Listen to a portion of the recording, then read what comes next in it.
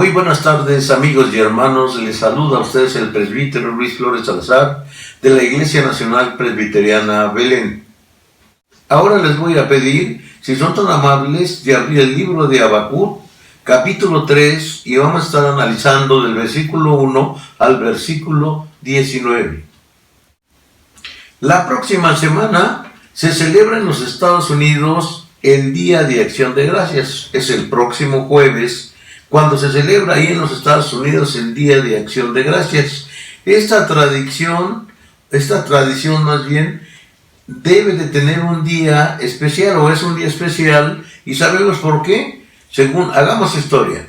Cuando los primeros peregrinos llegaron en el Mayflower, vinieron de Inglaterra a Estados Unidos, y el barco llamado así Mayflower se estableció en los Estados Unidos, y se pusieron a sembrar, y la primera cosecha que tuvieron se les echó a perder, pero ya la segunda cosecha que tuvieron les salió muy bien, y hicieron un día de acción de gracias, ofrendando al Señor todos los frutos de la tierra. Por eso en algunas iglesias, o más bien en la iglesia presbiteriana, celebra de poner en la mesa frutos, ya sea como cualquier tipo de fruto, mangos, plátano, manzana o papaya, o según todo tipo de frutas, ¿verdad? Y estas frutas son consagradas no a los ídolos como lo hacen las personas que les ofrece fruta, no, se le ofrece al Señor.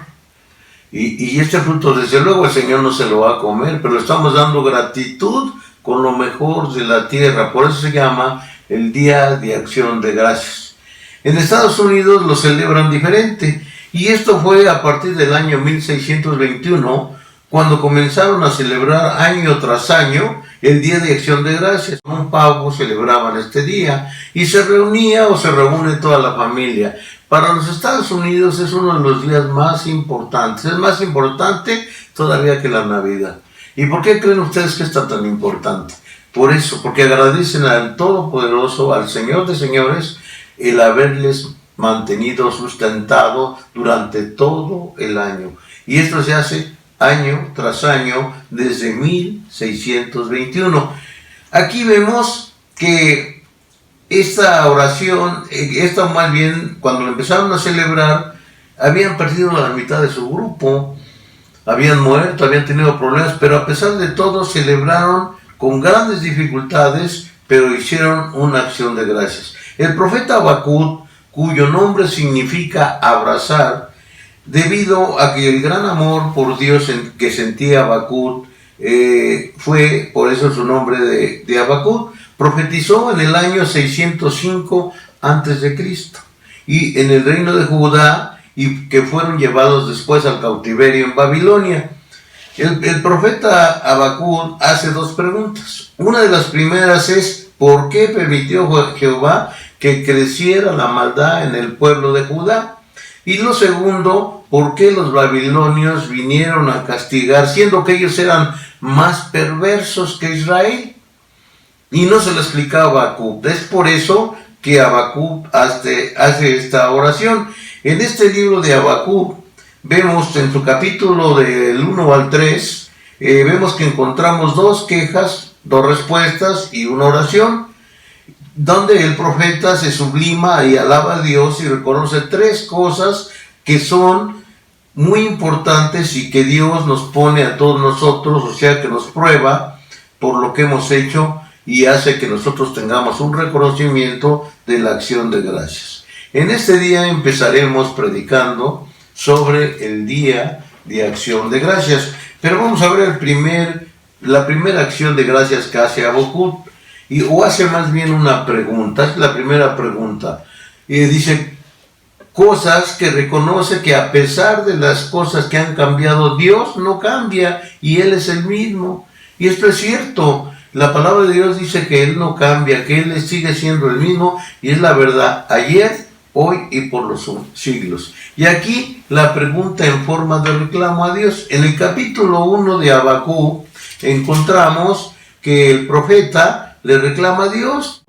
Dice así: ¿hasta cuándo, Jehová, clamaré y no oirás? Daré voces a ti a causa de la violencia y no salvarás? ¿Por qué me haces hacer o ver iniquidades y hacer que vea molestia, destrucción y violencia? Están detrás de mí, pleito, contienda, se levantan. Y esto es lo que muchas veces también nosotros nos preguntamos. ¿Por qué nosotros que somos cristianos, que hemos entregado nuestra vida a Cristo, que caminamos con Él, nos pasan tantas cosas? Realmente comentábamos con unos hermanos que ser cristiano es muy difícil, hermanos. No es fácil ser cristiano. Todos dicen, no, yo puedo ser cristiano, yo soy cristiano.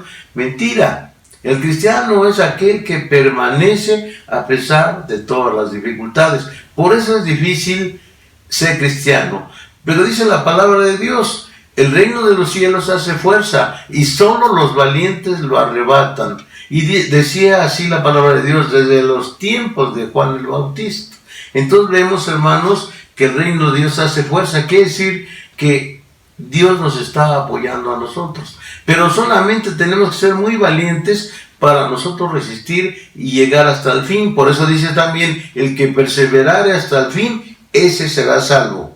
Y aquí la pregunta en forma de reclamo a Habacuc se apacienta al ver aparentemente que Dios tolera, o se impacienta más bien a Habacuc de ver tanta maldad y no decide castigar a los culpables. Muchas veces nosotros no sabemos por qué pasan las cosas, pero debemos de comprender que Dios siempre tiene un propósito para cada uno de nosotros. Lo que pasa es que nosotros no entendemos. El Señor mismo le dijo a los discípulos, lo que hago ahora, ustedes no lo entienden ahora, pero lo entenderán después. Y eso es que quería decir el Señor, ahorita estás muy verde, todavía no has madurado, pero cuando madures entonces comprenderás las palabras que te digo hoy.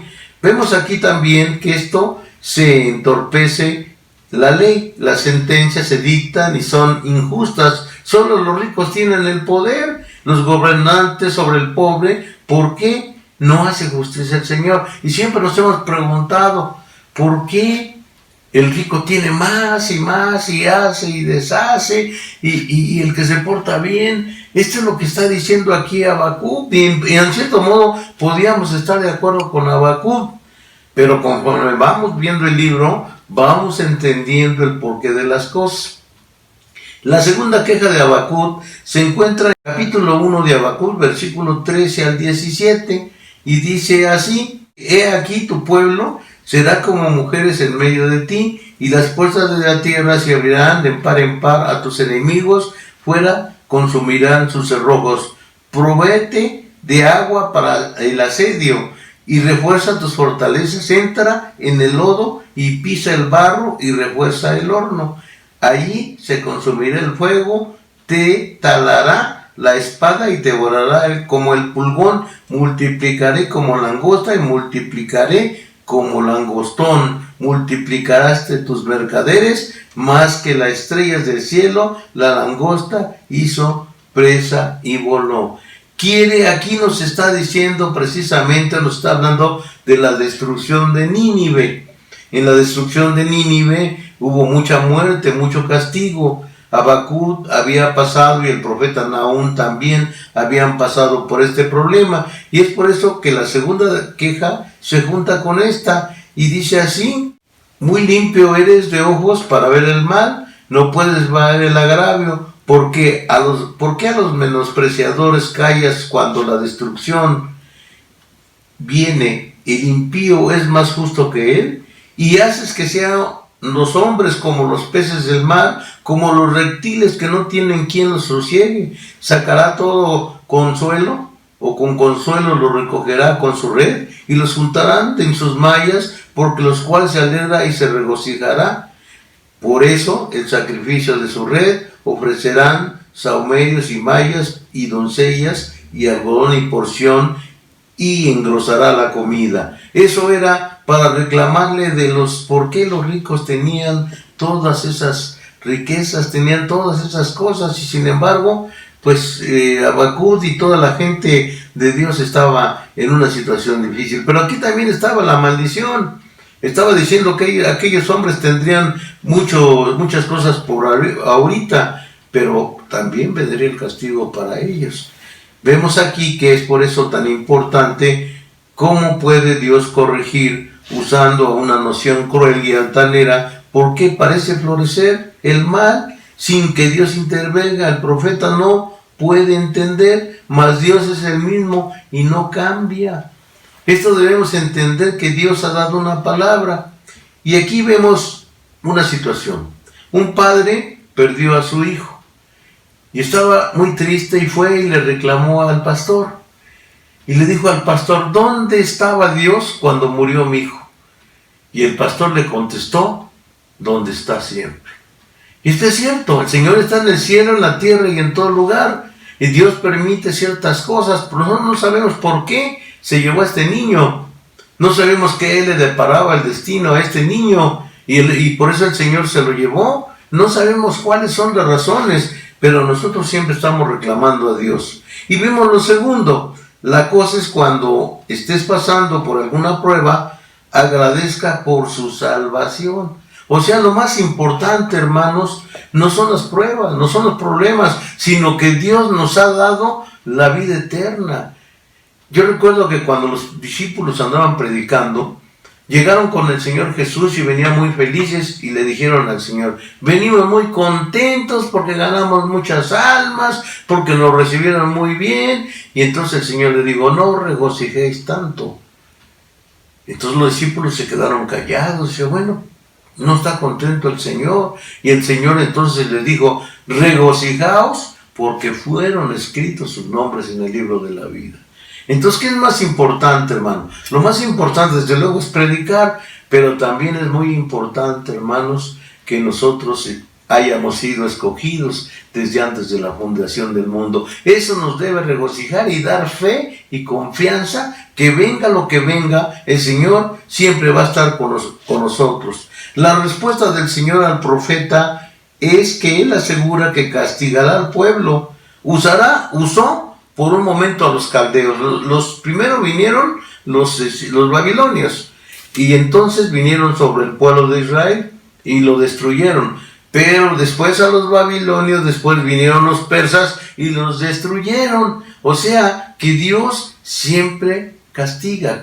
Claro, el pueblo de Israel era su elegido, eran sus hijos y siguen siendo, así como nosotros. Dice la palabra del Señor que a los que ama a Él reprende. A veces necesitamos madurar, a veces necesitamos crecer espiritualmente, a veces estamos fallando y el Señor nos llama la atención de esta manera. ¿Para qué? Para que no nos pierdamos, hermanos. Por eso es tan importante que nosotros comprendamos lo que dice la palabra del Señor. Comprendamos una cosa: Dios es soberano y tiene el control de todo. ¿Por qué temer? ¿Por qué tener miedo si el Señor tiene todo bajo su control? ¿Por qué nosotros nos preocupamos tanto por el porvenir, por la situación económica? Por ejemplo, ahorita por la pandemia, quién sabe cómo nos vaya el año que entra la economía, pero no nos debe preocupar, hermanos. Dios lo rige todo, y si Él es el soberano, les aseguro, hermanos, que Él no les dejará ni los abandonará, siempre y cuando que ustedes caminen con el Señor. Porque no pueden decir: yo amo a Cristo, yo estoy con Cristo, pero ni oran, ni leen la palabra, ni escuchan el mensaje el domingo, ni se juntan a orar como oramos toda la semana. Por eso es tan importante. Entonces, Dios es soberano, y el mal que viene a su pueblo será para bien. Como les decía, para corregirlo y para enseñarle a ser más humano. Tiene que aprender y tiene que reforzar esa fe, y sobre todo tener y ganar y estar en la gracia de Dios. Dios castigó después, como les dije, a los babilonios. Y después, pero siguió amando a su pueblo. Nada permanece, o nada permanece, se desgasta, se acaba, nada es eterno, solo Dios. Y si nosotros somos hijos de Dios, también somos eternos. Es por eso que no nos debe preocupar la situación. Si nos preocupamos como humanos, como que no confiamos, totalmente en Dios, como que siempre hay esa preocupación, y aunque muchos digan que ellos no se preocupan, que ellos son muy entregados a Dios, que son muy fieles y todo esto, también se preocupan. Lo que pasa es que uno lo decimos y otros no lo dicen. Entonces esto es muy importante entenderlo. El mismo Señor Jesucristo, cuando estuvo en la cruz, dijo: Padre, ¿por qué me has abandonado? Y cuando estuvo en el huerto de Getsemaní, el Señor dice que tuvo miedo. Como hombre, tuvo miedo en lo que veía, en lo que venía. Y por eso le decía a su padre: Padre, si es posible que apartes esta copa de mí. Pero al ver que su padre no le contestó, él dijo: hágase tu voluntad. Y así nosotros debemos aceptar lo que nos venga en la vida. Habacuc, como nosotros ya cuando maduramos, empieza a comprender que la salvación nos da la vida eterna. Habacuc se goza, ya que no lo limitan unos cuantos años, unos pocos años de lágrimas, porque realmente 60, 70, 80 años de sufrimiento, pero Dios no nos va a dar tantos años, ¿verdad? No todo es sufrimiento, pero ¿qué nos espera después? Una vida feliz, una vida de paz, de gozo, pero tenemos que aguantar, tenemos que permanecer y alabar al Señor. ¿Por qué no hemos de recibir lo malo? También, si recibimos lo bueno, ¿por qué no lo malo también? Dice: ¿y cómo lo va a recibir con gozo? Pues aún así debemos, porque sabemos lo que nos espera después.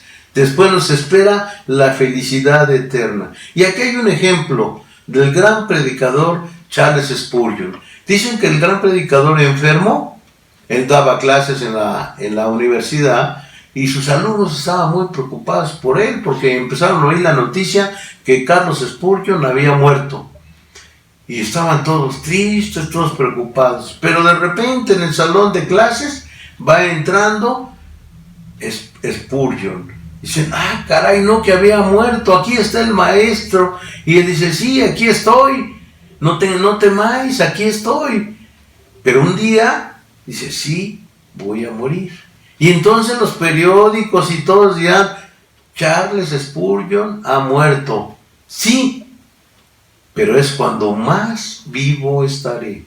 Así es que, hermanos, no temamos a la muerte, porque es cuando realmente nosotros vamos a estar más vivos que nunca. Y les voy a decir por qué. Esta no es la verdadera vida. Esta vida es una prueba para que se salven los que realmente reconozcan al Señor, los que realmente se porten como Dios está mandando en las Escrituras. Y esto quiere decir que nosotros somos los elegidos. Si no, lo contrario, yo puedo decir: yo soy elegido, yo soy presbiteriano, yo soy predestinado. Pero si uno sigue como la misma gente del mundo, entonces no tenemos por qué.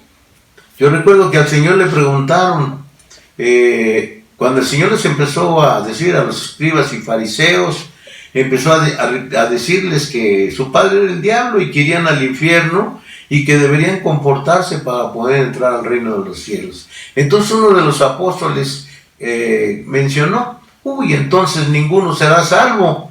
Y entonces el Señor Jesucristo dijo: lo que es imposible para el hombre no es imposible para Dios.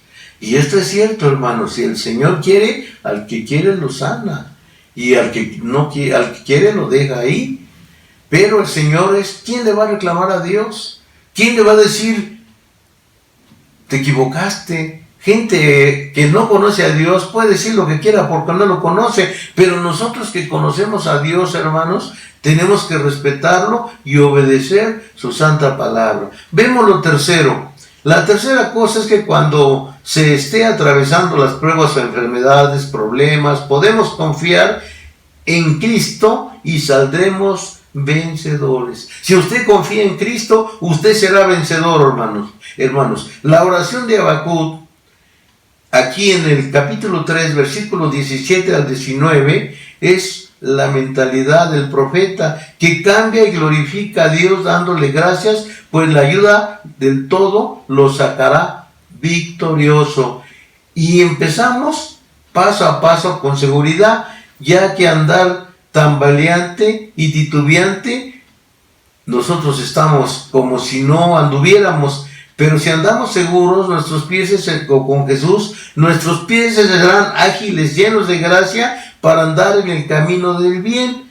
Leamos Habacuc, capítulo 3, versículo 17 al 19. Aquí es donde Habacuc se sublimiza a través de esta oración. Y miren lo que dice: aunque la higuera no florezca, ni las vides haya fruto, aunque falte el producto del olivo, y lo labrado no dé mantenimiento, y las ovejas sean quitadas de la manada, y no haya vacas en los corrales, con todo yo me alegraré en Jehová, y me gozaré en el Dios de mi salvación. Jehová, el Señor, es mi fortaleza, cual me hace mis pies como de sierva, y en mis alturas me hace andar.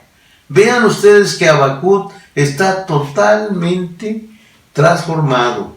Él en un momento estaba diciéndole a Dios por qué de esto, y Dios le explica: estos que tienen ahora mucho, estos que gozan ahora mucho, un día llorarán y no tendrán nada, y a los que les dio mucho, mucho les va a exigir.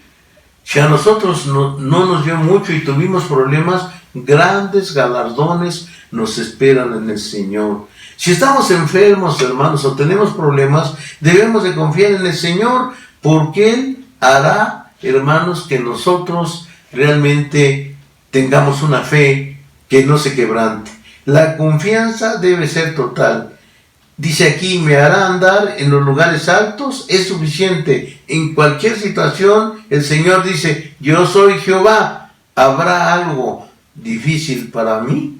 Desde luego que no. Y como testimonio, dicen que una vez estaba un pordiosero tocando su violín, pero lo tocaba todo desafinado, todo feo. Él pues no sabía tocar, pero pues ahí le echaban 1 peso, 2 pesos por misericordia. Pero de repente apareció un hombre por ahí y le dijo: ¿me prestas tu violín? Y le dijo: sí. Y se lo prestó. En un momento él lo afinó, lo puso en un tono precioso y empezó a tocar unas melodías maravillosas. De inmediato la gente se juntó y todo lo que tenía ahí, tenía donde tenía para que le dieran un regalo, una moneda, se llenó de monedas y de billetes. Y empezaron a aplaudir y dijeron: ¿quién es este violinista tan dotado? Y era nada menos que Paganini.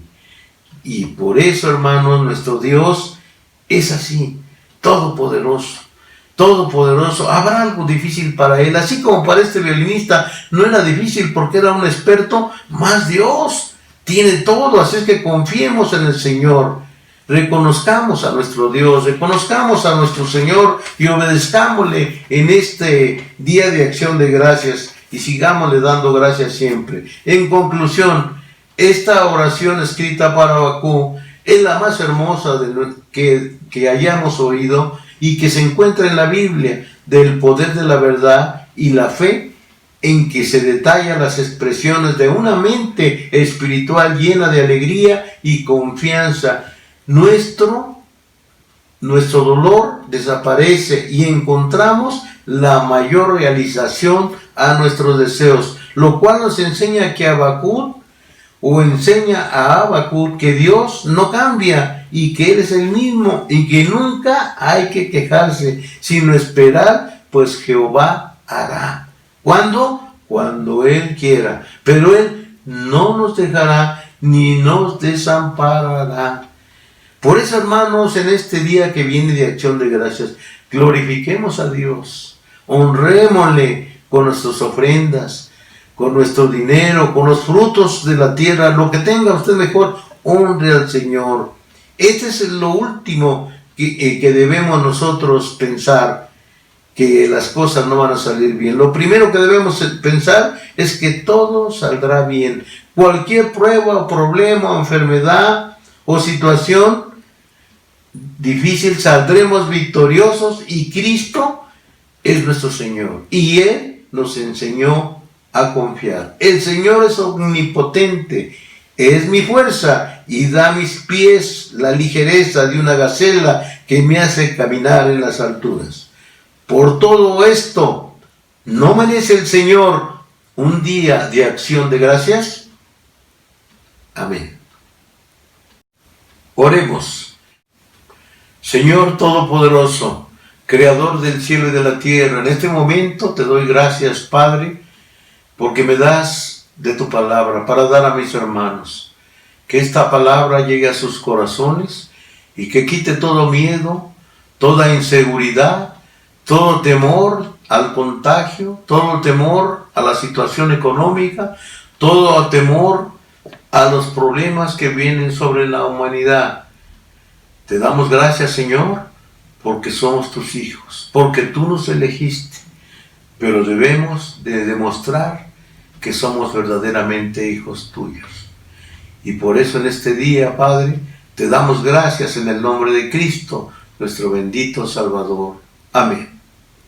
Y ahora, mis queridos hermanos, que la gracia de nuestro Señor y Salvador Jesucristo, el amor de Dios el Padre y la comunión de su Santo y Divino Espíritu sea sobre todos ustedes, sobre vuestros hijos, sobre todo el pueblo de Dios desde hoy y para siempre. Amén.